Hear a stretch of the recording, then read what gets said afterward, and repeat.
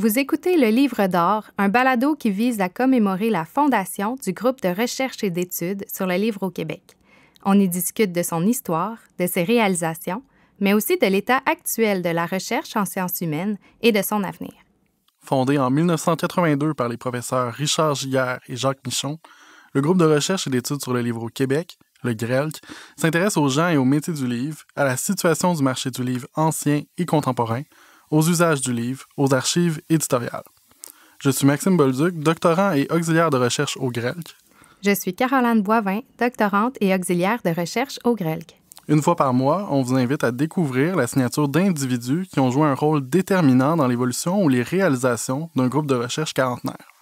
Dans l'épisode d'aujourd'hui, nous rencontrons Pascal Genet pour parler de l'impact du DESS en édition sur le monde du livre au Québec. Donc, détenteur d'un PhD et d'un MBA, Pascal Genet a une carrière professionnelle à l'intersection du développement économique et culturel. Son expérience dans les secteurs de l'édition et des médias l'a amené à intervenir à titre de gestionnaire ou de consultant stratégique pour différents organismes et entreprises culturelles, donc des associations artistiques, des éditeurs de livres et de magazines, mais aussi pour des entreprises collectives. À titre d'éditeur, il possède une solide expérience en recherche, en développement et en planification de projets éditoriaux, expérience qui est le résultat de nombreuses années passées au sein de maisons d'édition littéraires, tant en France qu'au Québec, notamment Fayard, Actes Sud, Bibliothèque québécoise, les éditions du Boréal, le MEAC éditeur et les éditions XYZ, où il cumulait d'ailleurs les fonctions d'éditeur et de directeur général. Actuellement, il est éditeur délégué aux éditions La Presse. En plus de ses fonctions, il est chargé de cours au programme de deuxième cycle en édition de l'Université de Sherbrooke depuis 2007. Il avait lui-même étudié l'histoire du livre à l'Université de Sherbrooke. Ses recherches doctorales ont porté sur les défis de la relève dans le secteur de l'édition. Enfin, son parcours professionnel l'amène depuis l'automne dernier à collaborer avec la SODEC à titre de chargé de projet. Bonjour Pascal, merci d'avoir accepté notre invitation. Merci. Donc, vos études de maîtrise à l'UQAM sont assez différentes donc, de votre doctorat à l'Université de Sherbrooke. Pourriez-vous nous en dire un peu plus sur vos premières amours là, pour l'administration et le passage ensuite vers les études littéraires? Oui, en effet, ça a l'air un peu particulier, mais je vous dirais en fait que ça reflète les réalités, je dirais, culturelles du monde culturel actuellement. C'est-à-dire que lorsque je passais en administration, j'ai eu l'intuition, il y a maintenant une vingtaine d'années, que les secteurs du livre avaient besoin de comprendre un petit peu comment fonctionnait la gestion, comment fonctionnait la gestion des ressources, qu'elles soient humaines, financières et techniques. Donc, à ce moment-là, j'ai souhaité aller chercher une boîte à outils. Vous savez, le MBA, c'est seulement une boîte à outils. Et comme toute boîte à outils, vous en faites bien ce que vous voulez. Mais l'idée, c'était donc d'être capable à la fois d'avoir les outils nécessaires pour améliorer ma compréhension du entrepreneurial, de l'édition, mais aussi, je vous dirais, en fait, d'un autre mouvement qui s'imposait de plus en plus, c'est-à-dire la reddition de comptes par rapport aux organismes subventionnaires. Vous n'êtes pas sans savoir que le secteur du livre, comme plusieurs secteurs culturels, sont très subventionnés. Et donc, à ce moment-là, il y a une reddition de comptes qui est de plus en plus importante et qui demande d'avoir des habilités de gestionnaire. Donc, voilà, c'est ce qui explique, en fait, mon intérêt. Ça a été vraiment en me disant, c'est bien d'avoir le pôle artistique, mais c'est bien aussi d'aller chercher le pôle plus gestionnaire, le pôle plus rationnel, habituellement. Voilà. Okay. Et donc, votre thèse portait sur donc, la relève dans le monde de l'édition à une époque donc, où la question de la transmission des maisons d'édition établies depuis les années 1960 vers une nouvelle génération était un véritable enjeu. Croyez-vous qu'il s'agisse toujours d'un défi à relever là, pour le monde du livre québécois de 2022? Ben en fait, je vous dirais qu'en effet, bon, vous le savez, vous n'êtes pas sans savoir qu'il y a toute une génération d'éditeurs qui a émergé dans les années 60 et qui aujourd'hui est à l'aube de la retraite, et pour certains, c'est déjà même le cas. Faut dire aussi que la situation pandémique des 2 dernières années a vraiment accéléré ce phénomène-là. Donc, il y a plus d'une demi-douzaine de maisons d'édition qui ont passé la main simplement dans les 2 dernières années, parce que les gens, à la fois, est arrivé autour de 70 ans, les fondateurs, fondatrices arrivaient autour de 70 ans, mais aussi la situation faisait en sorte qu'ils étaient un petit peu moins en adéquation par rapport à nouvelles réalités, notamment le numérique, notamment aussi les réalités en matière de ressources. Donc, je vous dirais, est-ce que c'est un défi ? En fait, c'est un défi, oui et non. Ça va être un défi pour certaines entreprises, celles qui ont justement émergé dans les années 60, qui ont constitué des catalogues majeurs et qui maintenant se retrouvent avec des valeurs aussi bien financières que symboliques très élevées et qui sont quasiment pas ou peu achetables, en fait. Donc, à part des groupes éditoriaux. Et vous savez qu'au Québec, il y a assez peu de groupes éditoriaux, donc on n'est pas dans les mêmes mouvements qu'on voit en Europe. De l'autre côté, vous avez depuis plus de 20 ans toute une nouvelle génération d'éditeurs et d'éditrices qui ont émergé et qui ont bypassé, on va dire, les anciennes maisons et qui ont même redéfini, je dirais, les lignes graphiques et les lignes éditoriales de ces maisons-là. Donc finalement, vous voyez, on assiste à une sorte de double mouvement qui fait en sorte que les anciennes maisons demeurent anciennes et ont du mal à se renouveler actuellement. On ne citera pas de nom, mais il y a quelques maisons qui sont clairement dans cette forme d'impasse actuellement. Et de l'autre côté, vous avez de nouvelles maisons qui commencent à atteindre, on les appelle nouvelles, mais en fait, ça fait quand même plus de 20 ans qu'elles sont sur le marché, et qui commencent à atteindre des plateaux, une certaine forme de maturité, et qui vont sans doute se substituer. Donc, je vous dirais que quand j'avais commencé mes travaux de thèse, j'avais à l'esprit l'importance et la nécessité que les maisons d'édition soient transmises. À la fin de mes travaux de thèse, franchement, je vous dirais que si une entreprise ne survivait pas à son fondateur, à son fondatrice, c'était pas grave. Parce que de toute façon, le milieu du livre, vous le savez, c'est un milieu qui se reconfigure en permanence et qui fait en sorte que de toute façon, l'écosystème je dirais de façon naturelle, se redistribue. Et donc au final, est-ce que c'est un enjeu pour les maisons des années 60? Pour certaines, oui. Pour d'autres, c'est déjà réalisé. Mais il va y avoir un enjeu, par contre, pour les maisons qui, elles, ont émergé dans les années 80, 2000, qui, elles, vont se retrouver dans 10 ans, sans doute, dans la même situation. Vous avez aussi été donc assistant de recherche au GREL pendant la rédaction de votre thèse. Quel est, selon vous, le principal avantage à faire partie d'un regroupement comme le GREL? Je vous dirais déjà le fait, vous l'avez dit, c'est le regroupement. Ensuite, c'est la multidisciplinarité des gens qui sont au GREL, que ce soit des professeurs, des chercheurs, des assistants de recherche. Donc, ça permet d'avoir une vision un petit peu, je dirais, différente, mais aussi un peu comme le prisme. C'est-à-dire, vous savez, les prismes, selon l'angle dans lequel vous mettez, la lumière va être reflétée différemment. Mais pour moi, c'était ça le GREL. C'est-à-dire que selon à qui je parlais, qui est soit un profil sociologique, soit un profil politique, soit un profil économique, à ce moment-là, ça me permettait d'aller saisir des enjeux. L'autre chose, évidemment, c'est la richesse du fond, la richesse historique du fond du GREL qui fait en sorte que vous avez quand même là une mémoire qu'il n'y a nulle part ailleurs. Donc ça, je vous cacherai pas que par rapport à la fois à mes recherches, mais à ma compréhension du milieu du livre, j'enseigne notamment l'histoire du livre et de l'édition, clairement le GREL qui est une source et une richesse infinie. Donc vraiment la richesse du débat puis la richesse des inventaires et du fond, absolument, oui. Et de quelle manière votre expérience en recherche, entre autres au sein du GREL, mais votre thèse de manière générale, influence vos pratiques professionnelles aujourd'hui dans le monde de l'édition? Je vous dirais qu'il y a deux choses. La première, c'est que ça amène le principe de précaution, vous savez, qui est propre au secteur de la recherche, dans le sens où vous faites attention, en fait, et vous essayez quand même d'évaluer les différentes options. Mais l'autre point qui m'apparaît plus important, c'est la mise en perspective. C'est-à-dire que le fait de savoir que tout s'inscrit dans une continuité. Et en fait, on a toujours l'impression, et on en parle souvent d'ailleurs moi-même, j'ai utilisé le terme de génération comme si c'était des choses spontanées, mais en fait, on s'aperçoit que ce n'est qu'un continuum. Et si vous regardez l'histoire du livre et de l'édition, ce sont que des cycles d'à peu près de 20 ans où vous avez une reconfiguration qui se fait systématiquement du marché et de l'écosystème. Donc, en quoi ça modifie ou ça influence mes pratiques? C'est que ça me permet toujours aussi de mettre en perspective, donc, et de mettre un peu en relation des éléments que je n'aurais pas spontanément mis si j'avais simplement eu la grille d'analyse traditionnelle, mettons, de la chaîne du livre, à savoir les différents maillons, de la création jusqu'à la médiation. Là, ça m'a permis vraiment de prendre un petit peu plus de recul, un peu plus je dirais, d'avoir une compréhension plus complexe des choses. Changeons maintenant de terrain. Je vous amène plus précisément sur le campus de Longueuil. On va parler de formation universitaire. Donc, les programmes de formation universitaire en édition à l'Université de Sherbrooke à Longueuil sont très populaires et même qu'ils le sont de plus en plus, il me semble. À quel besoin du marché et à quel besoin et intérêt des étudiantes et étudiants répondent ces formations? En fait, je vous dirais que c'est très paradoxal parce qu'au départ, quand il y a eu la création du programme, on avait sondé plusieurs éditeurs à l'époque et plusieurs nous avaient répondu « Mais voyons, dans l'édition, ça s'apprend pas. » Bon, on apprend ça sur le tas, puis voyons donc, puis jamais on engagera des étudiants de deuxième cycle. Je les soupçonnais de dire ça parce qu'ils voulaient pas les payer un salaire décent, là.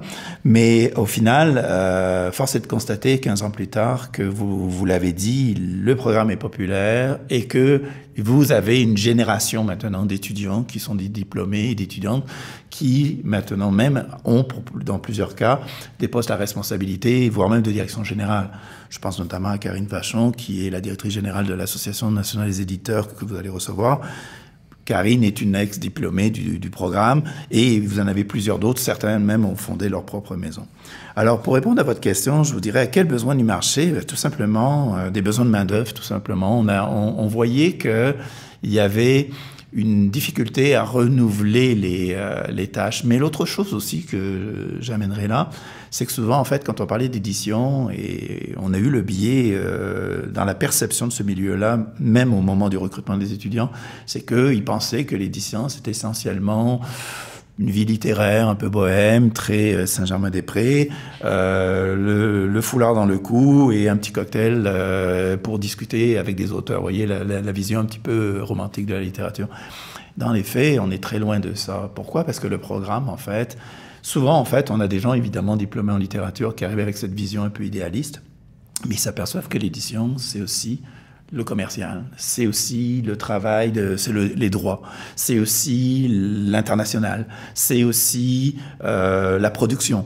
Bref, c'est un ensemble de fonctions. Et donc, pour répondre donc à la question, qu'est-ce que ça a permis? Ça a permis justement de former des gens spécifiquement qui ont fait finalement eu des sortes de vocations et ont découvert que c'est intéressant de faire les communications aussi dans le secteur du livre et de travailler comme attaché de presse, par exemple. Donc, vous voyez, et ça, finalement, ça permet que à chaque cohorte, vous avez cette diversité d'intérêts et de profils qui arrivent sur le marché et qui répondent actuellement même pas aux besoins. On le sait parce que les main-d'œuvre, vous savez, la pénurie frappe tous les secteurs, y compris l'édition, mais quand même fait en sorte qu'on est capable d'aller aussi bien travailler en édition qu'en diffusion-distribution, qu'en communication, qu'en agence de droit ou de choses comme ça. Donc, vous voyez, ça a été... je pense qu'il y a vraiment une adéquation. L'autre chose que j'amènerai ici, c'est que c'est un programme extrêmement connecté sur le terrain. Tous les chargés de cours sont des professionnels en exercice, sans exception. Donc, ça fait en sorte qu'ils reçoivent une matière théorique, mais aussi énormément d'ancrage avec la pratique. Et dans chacun des cours, ils rencontrent entre une demi-douzaine et plus d'une dizaine de professionnels qui viennent donner des conférences, partager de l'information, montrer des applications. Bref, on est vraiment dans une dynamique, ce qui fait en sorte que les étudiants, quand ils sortent du programme, ont vraiment une compréhension complète de ce qu'est l'édition. Et même s'ils décident d'aller faire du travail éditorial seulement, ils savent ce qu'est un contrat, ils savent ce qu'est la production, ils savent c'est quoi la diffusion et la distribution, donc ils sont capables de parler avec chacun des maillons. Et ça, le milieu nous l'a dit, il nous a dit, écoutez, envoyez vos étudiants en stage parce que ce sont des gens qui ont une bonne compréhension. J'ai pas besoin de leur expliquer ce que c'est une soumission d'imprimeur, par exemple. Donc, vous voyez, c'est vraiment l'adéquation, je pense, entre le milieu et le programme. Vous venez d'en toucher un mot, mais pour en avoir discuté à quelques reprises avec d'autres chargés de cours de ces programmes, il semble en effet que les étudiantes et étudiants aient un accès facilité donc au marché du travail, particulièrement en raison du programme de stage dans les milieux professionnels que vous offrez. Pourriez-vous nous dire comment sont accueillis les stagiaires par les professionnels? De façon générale, comme je dis, au début du programme, le milieu était un petit peu sceptique. Maintenant, 15 ans plus tard, le milieu nous demande. En fait, on est en demande et on a même plus d'offres de stage que de stagiaires chaque année. Donc, vous devez vous dire que les choses se sont quand même inversées. Et comment les stagiaires sont accueillis? En fait, justement, ils sont accueillis très bien parce qu'ils savent que ce sont des gens qui ont déjà un bagage assez solide et qui ont une compréhension globale de la chaîne. Donc à ce moment-là, ils sont capables de leur donner des mandats spécifiques, ils sont capables de leur donner des missions particulières, ils sont capables d'aller les faire travailler sur des choses. Donc vous voyez qu'on n'est pas du tout dans la dynamique de stage où on demande de faire des photocopies du café. On est vraiment, puis en fait, je m'assure que ça se passe pas comme ça. On est vraiment dans des dynamiques de stage où les gens rentrent directement, qui sur un comité éditorial, fait des fiches de lecture, rencontre des auteurs, met sur pied des plans de promotion, développe de la métadonnée pour la découvrabilité numérique ou des marchés à l'international. Donc vous voyez, c'est extrêmement utile et dans à peu près la moitié des cas des stagiaires actuellement, il y a emploi. Donc il y a une conversion réelle entre le stage et l'emploi. Il y a donc 15 ans que les programmes en édition forment la relève. Selon vous, est-ce que ce genre de formation change le paysage éditorial au Québec? Oh, clairement. Je pense que ce type de formation, en fait, a professionnalisé le milieu. Non pas qu'il soit moins professionnel que d'autres, mais il a permis quand même d'apporter des cadres théoriques, des cadres de réflexion qu'il n'y avait pas auparavant. Fait amusant, en 2005, j'avais écrit un papier dans une revue aujourd'hui disparue, Livre d'ici, qui s'intitulait « Notre besoin de formation est impossible à rassasier ». Donc, c'était pour dénoncer un petit peu le fait qu'il n'y avait aucune formation. Et s'il y avait des formations, c'était essentiellement des formations données par les associations professionnelles qui répondaient à des problèmes ad hoc, vous voyez. Là, à l'inverse, les gens ils sortent avec un diplôme qui est un vrai, qui est en fait une forme un peu comme, je vais reprendre l'expression du MBA, qui est une boîte à outils. Puis ensuite, de cette boîte à outils, ils en font un certain nombre de choses. Le milieu le sait, les étudiants le savent. Donc, à ce moment-là, il y a vraiment une adéquation qui se fait entre les deux. En tant que chargé de cours, qu'est-ce que vous observez au sujet de la relève dans le monde de l'édition? Par exemple, est-ce que les étudiants d'aujourd'hui ont des préoccupations ou des valeurs nouvelles qu'ils souhaitent mettre de l'avant dans leur future profession? Oui, mais ça, je vous dirais qu'il reflète la tendance actuelle, c'est-à-dire que, comme à peu près... c'est des effets de génération. Là, on commence à avoir une deuxième génération, comme je le disais, après 15 ans, qui arrive. Et c'est évident que, par exemple, les questions d'identité, de genre, de diversité, d'inclusion, d'éco-responsabilité sont maintenant au cœur des préoccupations des étudiants. Donc, c'est certain que ce sont des gens qui vont venir questionner sur des pratiques qui font en sorte que si on aborde dans n'importe quel cours ces questions-là, on va toujours les aborder avec une sensibilité un peu particulière, un peu différente, de manière à ce qu'ils puissent s'en emparer. Pour le reste, je vous dirais de façon générale, c'est quand même des étudiants qui sont intéressés par la littérature, par l'objet, livre, par l'écosystème. Donc, je dirais de façon générale, ils arrivent vraiment avec une ouverture qui est propre à chaque étudiant, je pense, dans chacun des programmes. Donc, est-ce qu'ils vont modifier? Moi, je pense que oui. Ils vont, je pense, par exemple, et on le voit très bien dans les intérêts de stage, que tous les étudiants qui sont sortis, par exemple, des études féministes qui sont apparues il y a à peu près une dizaine d'années, je pense, dans les universités, une quinzaine d'années, les programmes, on voit qu'il y a maintenant un intérêt pour justement aller travailler dans les maisons d'édition féministes ou dans les maisons d'édition qui prônent l'éco-responsabilité comme Éco-Société ou Luxe Éditeur. Donc, on voit vraiment qu'il y a des intérêts plus marqués. Auparavant, je ne vous cache pas que le contexte était différent et le contexte d'emploi, notamment le contexte économique, était différent, ce qui fait en sorte que les étudiants étaient juste heureux d'avoir un emploi. Aujourd'hui, ils sont non seulement avoir un emploi, mais ils veulent avoir un emploi qui a du sens. Donc, je pense que l'évolution est là. Et pour vous, là, qui avez beaucoup voyagé dans le cadre de vos fonctions, puis qui avez travaillé beaucoup dans le milieu de l'édition, qu'est-ce qui est souhaitable, selon vous, pour le développement du milieu éditorial au Québec? Autrement dit, quelles devraient être les priorités actuelles là, en regard de votre expertise interdisciplinaire et internationale? Je vous dirais que les choses ont changé fondamentalement au cours des 20 dernières années. C'est-à-dire qu'il y a une vingtaine d'années, si même vous allez à la fin des années 90, vous avez un très bon livre de José Vincent qui s'appelle « Les tribulations du livre québécois en France », qui explique à quel point ça a été un raté sur tous les plans, jusqu'à la librairie du Québec à Paris qui a fait faillite. Bon, depuis, elle a été relancée, mais ce que je veux dire par là, c'est que en 20 ans, on est passé d'une littérature, d'un monde de l'édition relativement complexé, parce que avec le sentiment que tout était très eurocentriste, voire franco-centriste, à on n'a plus de complexe. On est aussi bon que les autres. Ce qui fait en sorte que maintenant des Dany Laferrière, que des Brian Perrault de ce monde, des Kim Thuy sont capables maintenant d'être publiés au Québec, d'exister au Québec et d'être traduits en 10, 15, 20, 30 langues différentes, donc à l'international. Pour répondre à votre question par rapport à qu'est-ce que ça prendrait, je pense qu'on est rendu justement à ce stade de maturité où on a fait nos preuves. On est reconnu.